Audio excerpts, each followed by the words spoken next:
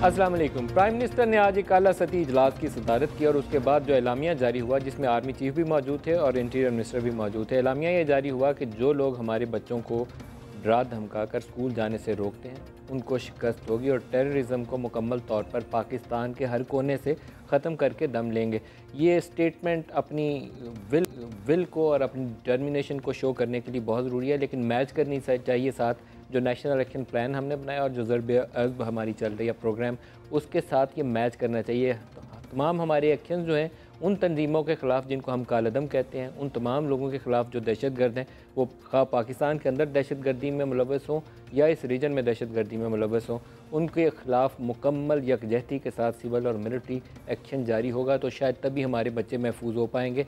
एक हफ़्ता पूरे पाकिस्तान में स्कूल बंद रहे हैं और अभी भी पाकिस्तान के बहुत सारे शहरों में कहीं कहा जाता है ये एलीट का स्कूल है इसलिए बंद है, कहीं कहा जाता है ये आर्मी का स्कूल है इसलिए बंद है, कहीं किसी यूनिवर्सिटी को धमकी में ख़त आ रहा होता है तो इसलिए बंद है।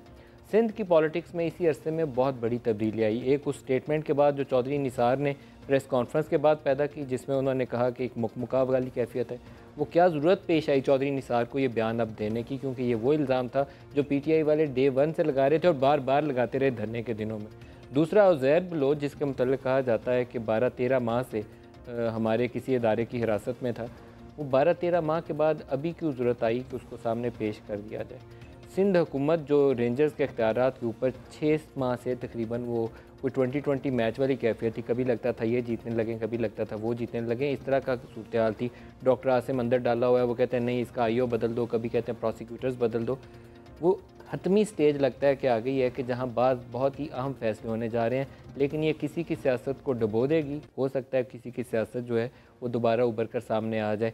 क्या होगा पाकिस्तानी सियासत में इन फैसलों का, नैब के ऊपर अमल दरामद की रफ्तार क्या होगी, और जनरल राहील शरीफ जिन्होंने अनाउंस किया कि वो अगली मुद्दत के लिए एक्सटेंशन नहीं लेंगे और अपनी ड्यू डेट पे रिटायर हो जाएंगे, रिमेनिंग 8-9 माह में वो क्या करना चाहेंगे, क्योंकि ज़रब अज़्म उनके क्रेडिट में है। काउंटर टेररिज्म के ख़िलाफ़ जो बड़ी कार्रवाइयाँ इनका क्रेडिट भी उनको जाता है। एक आर्मी जो बड़े अरसे से एक चीज़ करना चाहती थी जिसके ऊपर पेशरफ्त नहीं हुई, वो कराची के अंदर हमें होती नज़र आई थी। वो ये था कि टेररिज्म फाइनेंस और हमारी पॉलिटिक्स के अंदर मौजूद बाज़ लोगों का जो नाता था करप्शन के हवाले से, उनको जोड़ा गया था।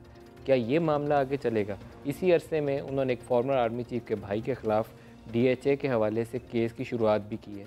कुछ आर्मी के 1-2 लोगों के ख़िलाफ़ एक्शन हुआ, लेकिन इतना बड़ा नहीं है कि जिसको हम कह सकें कि वो इदारे को अंदर से उन्होंने सफाई करने के लिए 100-200 लोग थे उनके ख़िलाफ़ तदीबी कार्रवाई की, किसी के वो ओहदे से हटा दिया, किसी को कुछ किया। अभी ऐसी चीज़ हमारे पास कुछ नहीं है, आएगी तो उसको भी बयान करेंगे, लेकिन इनिशिएटिव है जिसके ऊपर हम ये तीनों चीज़ों को डिस्कस करेंगे। ब्रेक लेंगे, ब्रेक के बाद हमारे प्रोग्राम में मेहमान होंगे, उनका भी आपसे तारुफ करवा दूँ। खालिद मकबूल सिद्दीकी साहब होंगे MQM से हमारे साथ, असद उमर साहब होंगे पाकिस्तान तहरीक इंसाफ से हमारे साथ, और निसार खोड़ो साहब पाकिस्तान पीपल्स पार्टी से हमें ज्वाइन करेंगे। एक ब्रेक ले लें, ब्रेक के बाद सवाल जवाब शुरू करेंगे।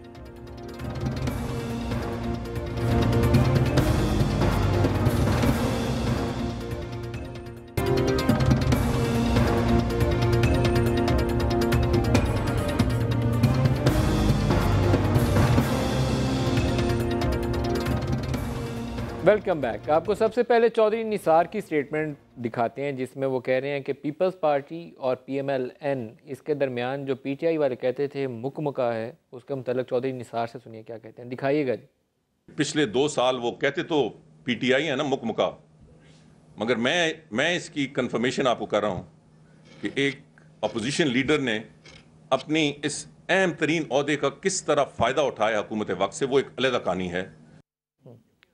अब आपको एक उज़ैर बलोच का स्टेटमेंट सुनाते हैं जो एक दोबारा पुराना सा आज TV का एक लिंक है, अभी मुझे किसी ने भेजा, लेकिन वो भी मज़े का सुनने वाला है। दिखाइएगा जी, वो भी दिखाइएगा। आ गया पीपल्स पार्टी ने दिया है, वो जफर बलोच ये कहते हैं कि पीपल्स पार्टी ने हमें इतना असला दिया है। देखो बिल्कुल उसका बात राइट है कि हमें पीपल्स पार्टी के हुकूमत में उन्होंने ये असला दिया है, लेंस से हफ्ते असले हैं कि ताकि हम दिफा करें और MQM को लियारी में एंटर होने ना दें।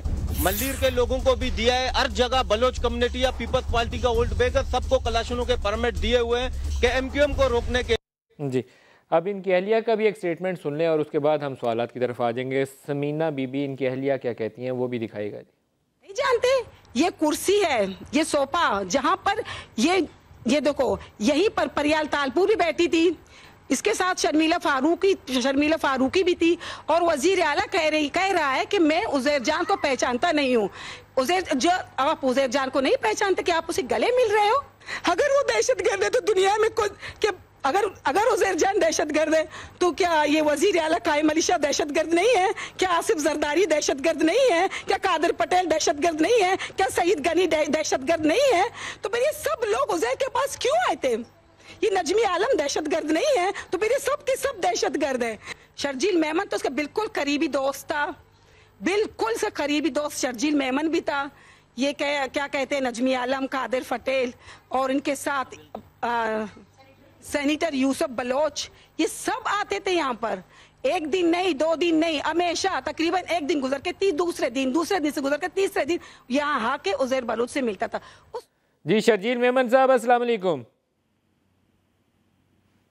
शर्जील साहब अस्सलाम वालेकुम। वालेकुम सलाम अजीम साहब। शर्जील साहब कैसे हैं आप? खैरियत से हैं? ये अभी मैंने एक स्टेटमेंट सुनवाई है, ये अहलियाँ हैं उनकी, उजैर जान बलोच की, समीना, वो कहती हैं कि हर दूसरे तीसरे दिन शर्जील मेमन यहाँ आते थे, चीफ मिनिस्टर यहाँ आते थे, कादर पटेल यहाँ आते थे, फरियाल तालपुर यहाँ आती थी।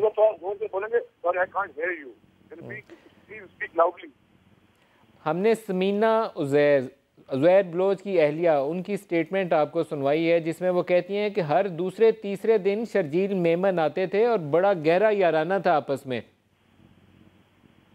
आप क्या कहते हैं? नदीम साहब, मैं थोड़ा वादे करूँगी, मैं कुछ डिनाई नहीं करता। मेरी उजैर बलोच से 2-3 दफा बहुत ज्यादा मुलाकातें होंगी। हर दूसरे चीज में सवाल भी पता होता तो और भी बहुत सारी दुनिया में काम थे कि मैं उजैर बलोच से जाकर मिलूं, लेकिन 2-3 दफा मेरी मुलाकात हुई है और वो किस सिलसिलों में हुई है वो भी मैं आपको तफसीलात टाइम उसमें बता सकता हूँ किस सिलसिलों में हुई है। आप बताइए, क्योंकि उनकी बीवी कहती हैं कि हर दूसरे तीसरे दिन शर्जील मेमन आते थे, बड़ी पक्की दोस्ती थी आपसे। नहीं जी, कोई दोस्ती होती नहीं थी, मतलब कुछ इस तरह के सिचुएशन में इंफॉर्मेशन मिनिस्टर था और कुछ इस तरह के इशूज जारी में थे जिसकी वजह से मुझे जाता भी था, मेरी मुलाकातें हुई है, मैं उनको जानता भी थी। क्यों मिलते थे आप उनसे? बताइए कि क्यों मिलते थे आप उनसे? देखिए मैं आपको तफसीली बताना चाहूँ मजीद साहब, लियारी में मुख्तलिफ लोग वहाँ रहते हैं और कुछ इशूज ऐसे उन दिनों में बढ़ गए थे जिसको हल कराने का हमें टास्क था कि हमें उस चीजों को रिजॉल्व करना है। किसने टास्क दिया था कि आप जाएं और उजैर बलोच से मिलकर मसले को हल कराएं? किसने ये कहा था कि आप जाएं और उजैर बलोच से मिलें? मैं आपको कुछ बताता हूँ कि मैं सबसे ज्यादा गया हूँ वहाँ पे जुल्फकार मिर्जा के साथ। जुल्फकार मिर्जा होम मिनिस्टर थे, मैं इन्फॉर्मेशन मिनिस्टर था, तो उनके साथ मेरा ज्यादा जाना होता था। लेकिन वो बेशतर दफा अकेले गए जुल्फकार मिर्जा, मैं सिर्फ ये 2-3 दफा साथ गया हूँ। एक तो क्या कहा आपने उजैर बलोच से? मसला क्या हल करवाना था जिसके लिए उजैर बलोच को आपने क्या काम दिया? वही बता रहा हूँ। कच्ची राब्ता कमेटी एक वहाँ पे होती थी, उनका और जो ये अमन कमेटी, इनके आपस में बहुत ज्यादा क्लैशेस हुए थे और बहुत सारी कैजुअलिटीज हुई थी, मासूम लोगों की जाने भी गई थी।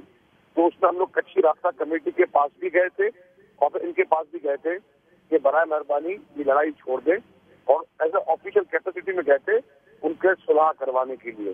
फिर एक दफा लियारी में जलसा हुआ था, इस जलसे में उन कच्ची राब्ता कमेटी और जो दूसरे बलोच जो कम्युनिटी थी उन सबको साथ बिठाकर पब्लिक को ये मैसेज दिया गया कि जी शर्जील मेमन साहब, सैकड़ों अफराद के कत्ल का इल्ज़ाम है उजैर बलोच के ऊपर और उसने बारात में बयान छपे हैं, कन्फेशन किया है कि खालिद शहनशाह जो बेनज़ीर भुट्टो के मर्डर के अंदर एक की विटनेस था, कत्ल हो गया था, और एक और शख्स जो स्टाफ ऑफिसर था आसिफ अली जरदारी साहब का, इल्ज़ाम आयद किया है उसने। आपने कुछ नाम बोला? बिलाल शेख। वो उसका कहना ये है कि पीपल्स पार्टी के लोगों के कहने के ऊपर उसने उसका मर्डर किया है। पीपल्स पार्टी के लोगों के कहने के ऊपर उसने उनका मर्डर करवाया या किया? देखिए नजीम साहब, मैं आपको एक बात वादे कर लूँ कि पीपल्स पार्टी की क़यादत बशमूल मोहतरम आसिफ अली जरदारी और मोहतरमा फरियाल तालपुर साहिबा या चीफ मिनिस्टर साहब या मैं या कोई भी, मैं क़यादत नहीं तो साथी हूँ, हम में से किसी भी शख्स में इसकी मैं गारंटी उठा सकता हूँ कि उजैर बलोच को कभी भी, उजैर बलोच हो किसी भी क्रिमिनल को ये नहीं कहा होगा कि जी ये आपने क्राइम करना है। ये कोशिशें जरूर हमें चल रही है कि अमन कराया जाए।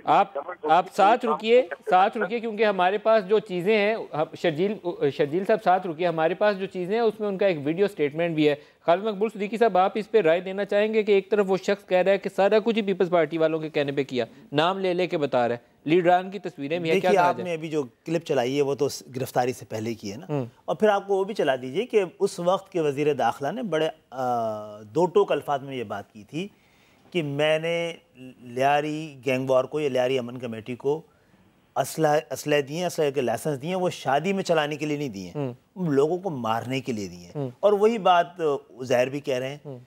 तो इसको किस तरह झुटलाया जा सकता है? और आप सबको वो दौर याद है कि जिस वक्त पूरे कराची में इन्होंने एक टेररिज्म की एक फिजा कायम की हुई थी, सारे कराची के बड़े एक तरफ पीपल्स पार्टी पूरी डिनाइल में आई है, तो तफसीलात में आप चले जाएंगे, पूरी डिनाइल में है कि we have nothing to do with Uzair Baloch. Sharjeel साहब आप साथ रुकिएगा मेरे, और दूसरी तरफ वो तस्वीर है, प्रोड्यूसर साहब दोबारा स्क्रीन पे डालिए, इनकी टॉप टियर सारी उसके साथ जफ्फियां डालती नजर आती है। ये क्या कहानी क्या है? देखिए, ये तस्वीरें तो बन भी सकती हैं अगर ये लोग कहें, लेकिन वो बयानात जो इससे मंसूब है बनी हुई नहीं है, नोबडी इज डिनाइंग, ये उसके घर की रिसेप्शन है सारे उसके साथ। दूसरी बात ये है कि जो पिछला इलेक्शन हुआ है उसमें लियारी से जो लोग खड़े हुए हैं पीपल्स पार्टी के, वो उज़ैर बलोच के हिमायत याफ्ता, ये टीवी पे चला है और इलेक्शन ही उज़ैर बलोच की हिमायत की बुनियाद पे लड़ा गया। आप भी कराची आइट हैं, आपने ये सारा कुछ देखा होगा, उज़ैर बलोच से मुलाकात होती थी आपकी? देखें, आपको सादत हासिल है? मुझे ये सादत हासिल नहीं हुई जी, रह गए ना मैं बिल्कुल, मेरे ख्याल में सिर्फ बड़े सियासतदान जो हैं उनको ये सादत हासिल होती है।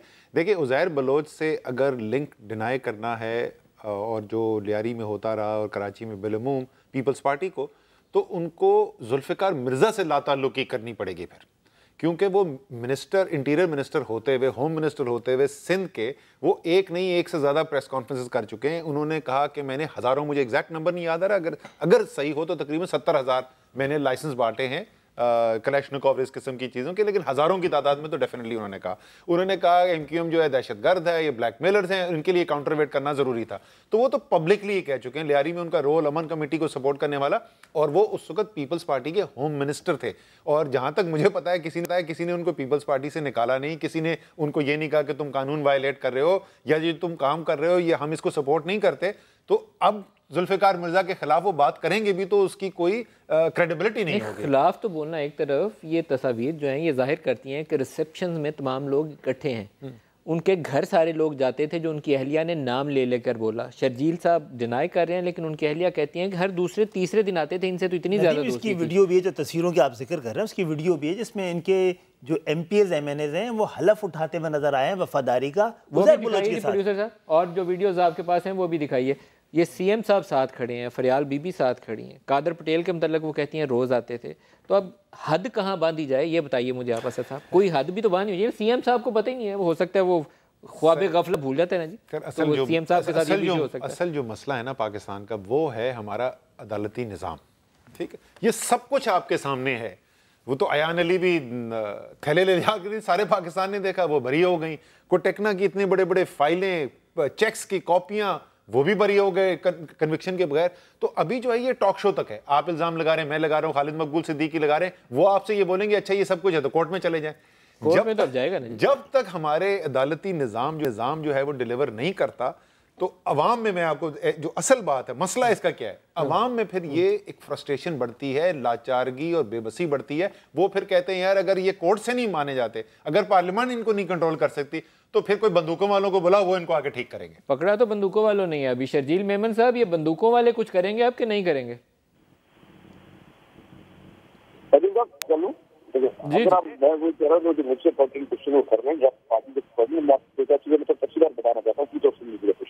जी बताइए।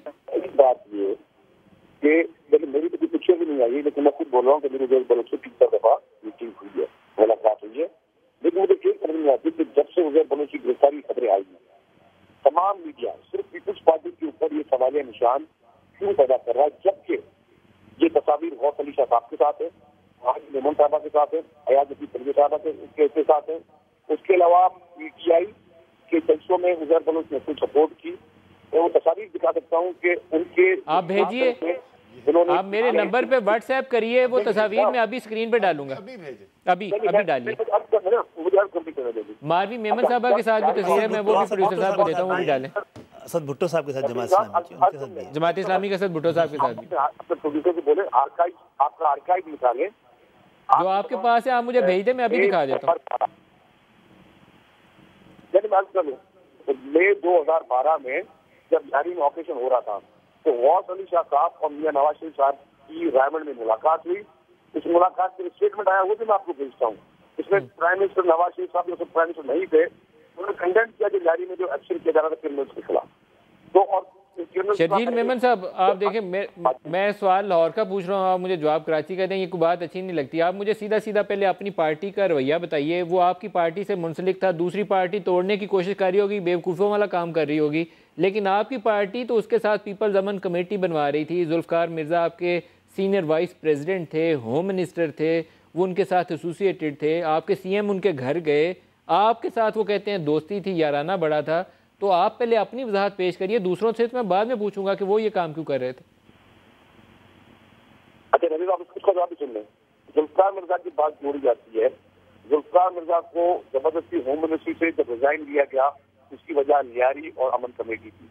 दूसरी बात मैं बताऊं, जब वो उसके बाद वर्क सर्विसेज के मिनिस्टर थे, तो वो बदील से निकल रहे थे, तो पहला फोन उन्होंने मुझे किया और मुझे कहा कि लियारी में ऑपरेशन शुरू हुआ है और मैं अभी इसके खिलाफ जाके रिजाइन करने जा रहा हूँ।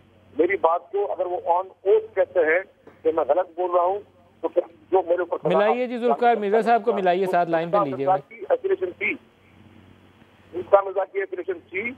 और ये शर्जील मेमन साहब, ये वैसे बुरा ना मान, एक चीज़ जो है वो आज एक केस था पुराना सौलत मिर्ज़ा वाला, और सौलत मिर्ज़ा ने अपनी जमात MQM के ऊपर इल्ज़ाम ये लगाया था कि ये टिश्यू पेपर की तरह इस्तेमाल करके फेंक देते हैं।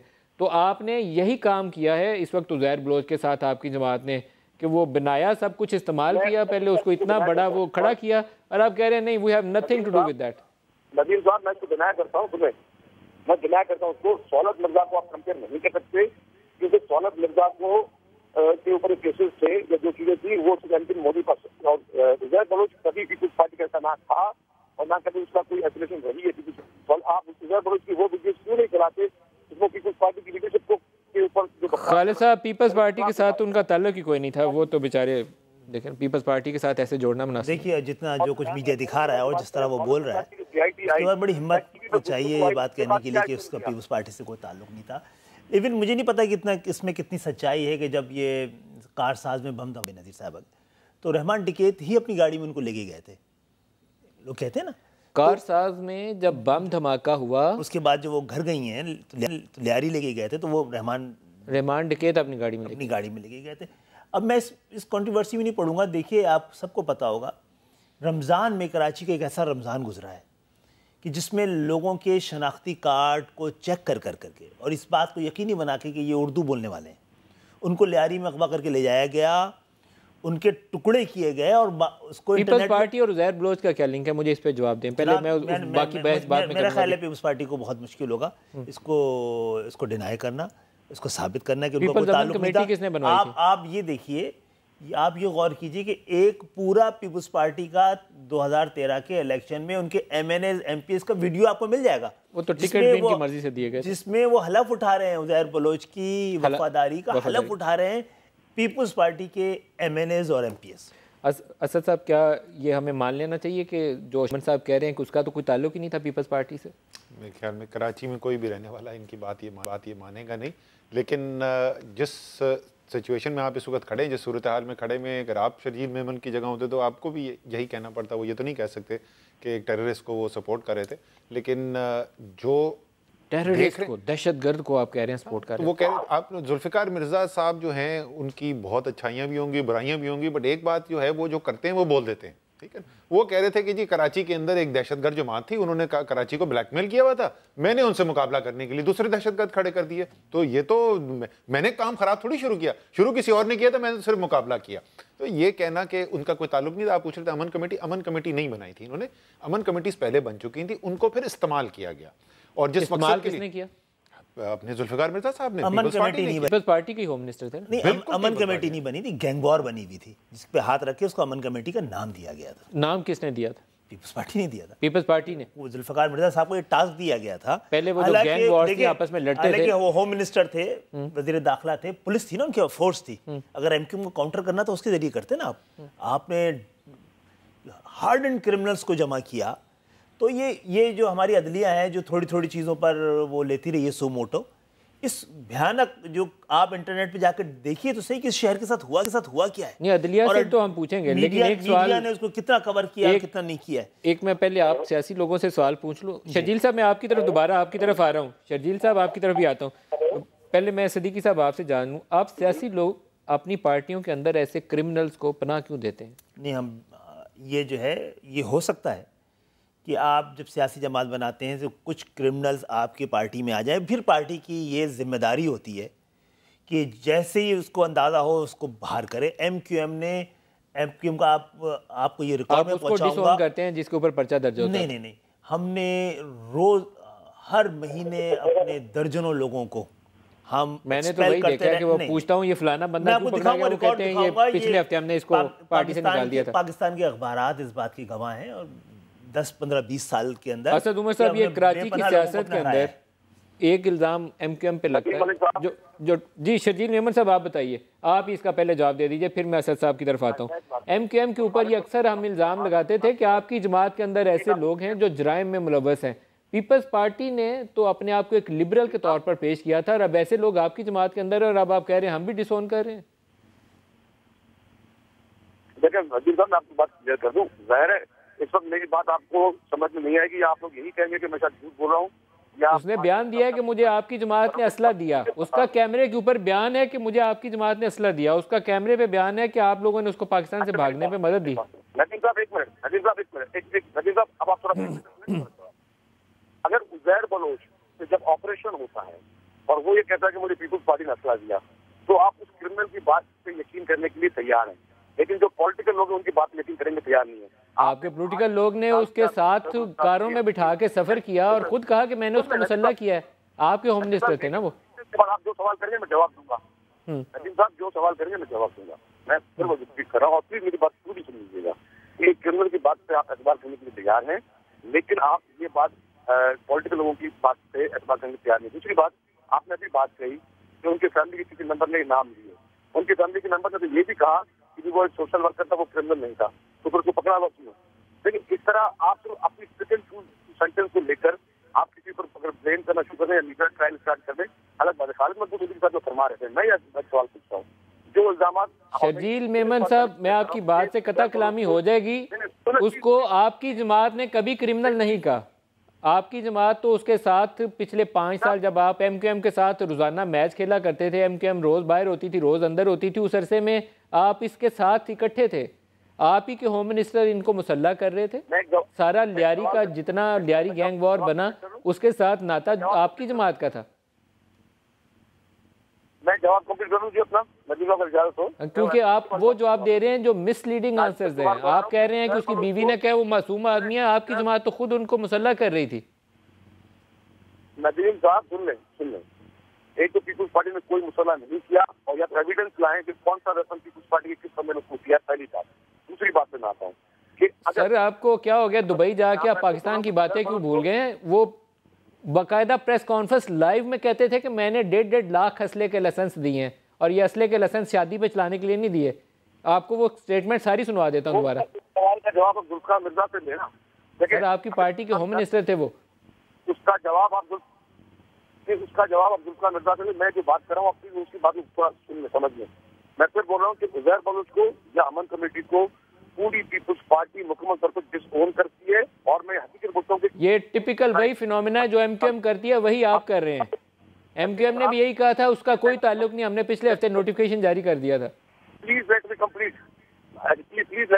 दूसरी बात कर रहा हूँ कि जो इल्जाम उज़ैर बलोच पे हैं वही आइडेंटिकल इल्जाम एमक्यूएम पर भी हैं। यही कत्ल गारत के, बत्ताखोरी के। तो एमक्यूएम से कौन कौन नहीं मिलता? फेडरल गवर्नमेंट में प्राइम मिनिस्टर साहब मिलते हैं, कौन सी पार्टी के लोग एमक्यूएम से नहीं मिलते? आइडेंटिकल इल्जाम वही भी हैं। खालिद मिर्जा की जीआई की सामने आई, जो बातें सामने आई या जो उनके बयान सामने आए, उसमें कौन कौन से एमक्यूएम लीडर का नाम नहीं था, तो उस पर क्या एक्शन हुआ आज तक? तो असद उमर साहब, आप रुकिए असद उमर साहब, इसका जवाब दीजिए। बड़े नाम आते हैं, एक्चुअली अभी भी बड़े नाम सामने आ गए, जवाब दीजिए। मैं भी बड़े नाम के ऊपर कमेंट करता हूँ। जो भी कराची को जानता है, कराची की सियासत को जानता है, उसको पता है कि कराची में पिछले 20-25 साल से असले के बगैर सियासत हो ही नहीं सकती। ये एक हकीकत है। जुर्म जो है वो पाक कराची में सियासी छतरी के नीचे छुपा हुआ है, ये हकीकत है।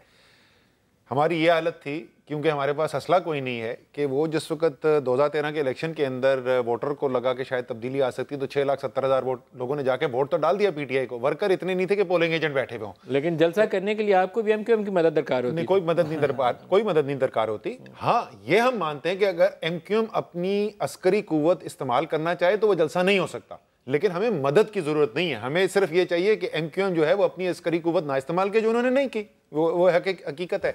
देखिए, जो बात किसी हद तक तो उनका तान ही गए आप। इनके ताउन के बगैर उन्होंने ताउन ये किया कि कानून की धज्जियां नहीं उड़ाई। अगर ये ताउन है तो ठीक है। सर, कब हुआ था वो? 25 दिसंबर 2012 का जलसा। मजे की बात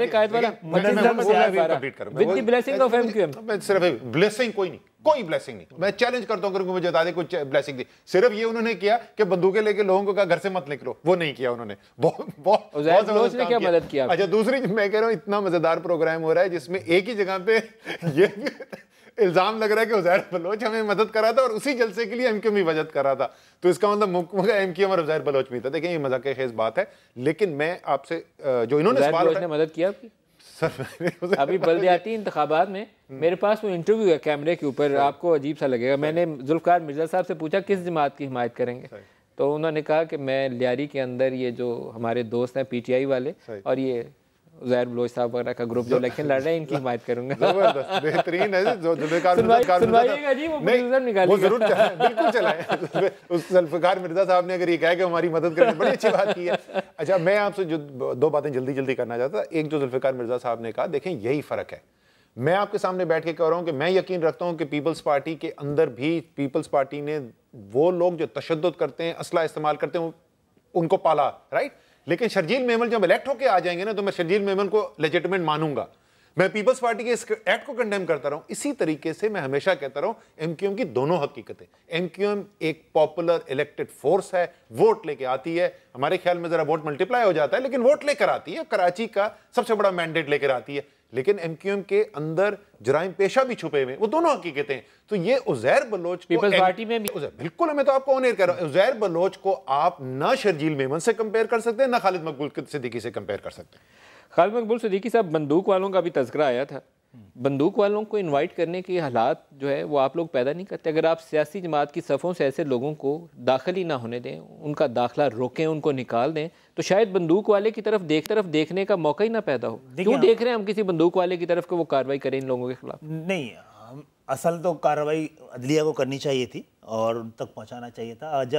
लेकिन आइन में फिर गुंजाइश रखी इसी सूरतों में है कि अगर नालायक सियासतदान हो तो फिर पाकिस्तान के इस तरह के मामलात को बचाने के लिए, नालायक सियासतदान हो तो ऐसे मामलात को बचाने के लिए फिर फौज की तरफ देखा जाए। तो आइन में रखा हुआ है ना इसका। ये सर बहुत ही खतरनाक स्टेटमेंट है कि नालायक सियासतदान हो तो फिर पाकिस्तान को बचाने के लिए फौज की तरफ देखा जाए। बहुत खतरनाक बयान है। पाकिस्तान के लिए नहीं बोला, इस तरह के मामलात में ये आइन में एक शिक रखी हुई है, हालात जब ज्यादा खराब हों और ये सियासी कुव्वत इसको हैंडल ना कर पाई, हुकूमत ना, आपने टर्म इस्तेमाल की नालायक सियासतदान, इसको संभाल ना सके तो फिर फौज की तरफ देख, नाकाम सियासतदान संभाल ना सके तो फिर फौज की तरफ देखा जाए।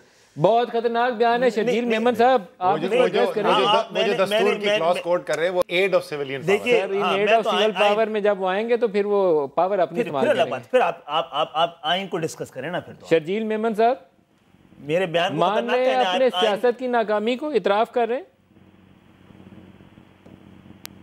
लेकिन मैं समझता हूँ कि मैं इस लंबी बहस में नहीं जाना चाहता कि जितने भी क्रिमिनल एलिमेंट्स हैं, चाहे फिर मैं कराची के जिगर इलाकों के हालात से करूँ या लियारी के गैंग वॉर से करूँ, अगर थोड़ी हिस्ट्री को देखा जाए तो लियारी गैंग वॉर कौन से दौर में स्टार्ट हुई, कौन से दौर में लोगों को वेपन्स मिले, कराची में 12 में जैसे वाकयात किस दौर में थे, कौन रूलिंग पार्टी था, कौन फिर उन वाकयात के बाद दोनों मुक्के लहरा के उसको।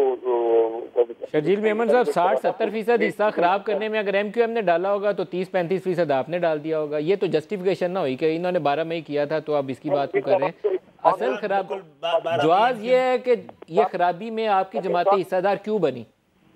आप तो सियासी लोग हैं, लोगों के वोटों से मुंतखब होने वाले, आपने ये काम क्यों होने दिया? लगा दें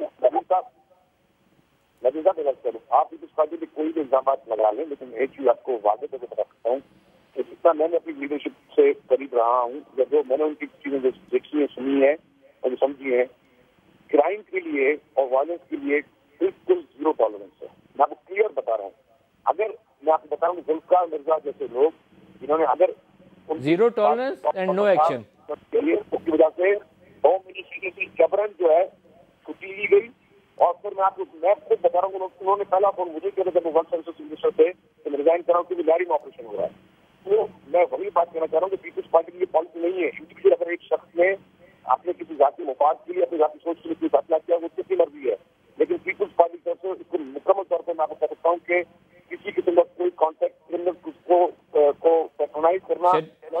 शर्जील मेमन साहब, सिटिंग होम मिनिस्टर और पीपल्स पार्टी का वाइस प्रेसिडेंट, ये ऐसे ही है कि चौधरी निसार कहें कि मैं वो मौलवी अब्दुल अजीज़ के खिलाफ एक्शन नहीं ले रहा तो वो आप कहें कि ये उनका ज़ाती फैसला है। ये नवाज शरीफ की हुकूमत का फैसला है, वो जो भी एक्शन लें या ना फैसला लें।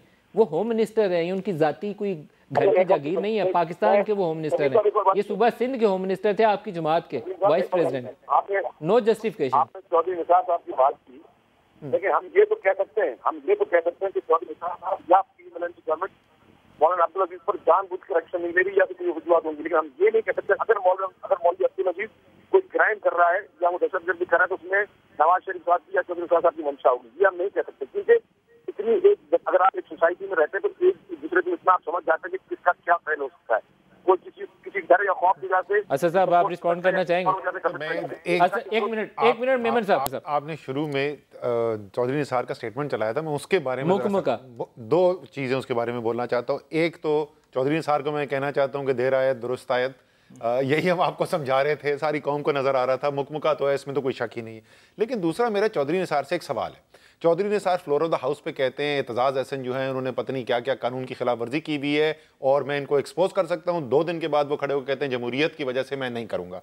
फिर वो फ्लोर ऑफ द हाउस जिस दिन एमक्यूएम रिजाइन करती है, एमक्यूएम अपनी स्पीचेस करके चली जाती है, फारूक सत्तार साहब ने स्पीच की, फ्लोर ऑफ द हाउस पे वो खड़े होकर कहते हैं मेरी जुबान मत खुलवाएं कि हम 9-0 किसके पीछे गए थे। आप उन्होंने कह दिया कि अहम लीडर जो सबको पता है खुर्शीद शाह की तरफ इशारा कर रहे थे कि उन्होंने पता नहीं क्या गैर कानूनी फायदे उठा लिए। मैं सवाल उनसे ये पूछना चाहता हूं कि वो वजीर दाखिला होते हुए पाकिस्तान के कौन सा कानून उनको इजाजत देता है कि वो दूसरों के जुर्म के ऊपर पर्दा डालें? ये नून लीग की हुकूमत की पॉलिसी है सर। वो पॉलिसी जो है वो किस कानून से आ रही है वो भी हमें समझा दें। जिस तरह अभी आप कॉन्स्टिट्यूशन की बात कर रहे थे तो वो कौन सा कानून है जो वजीर दाखिला को इजाजत देता है कि जुर्म पे पर्दा डाले? ये ला कानूनियत है, बिल्कुल ला कानूनियत। एक ब्रेक ले लें जी मेमन साहब, दोबारा ब्रेक के बाद आपसे भी पूछेंगे और सिद्दीकी साहब से भी पूछेंगे। ब्रेक ले लें हमारे साथ भी।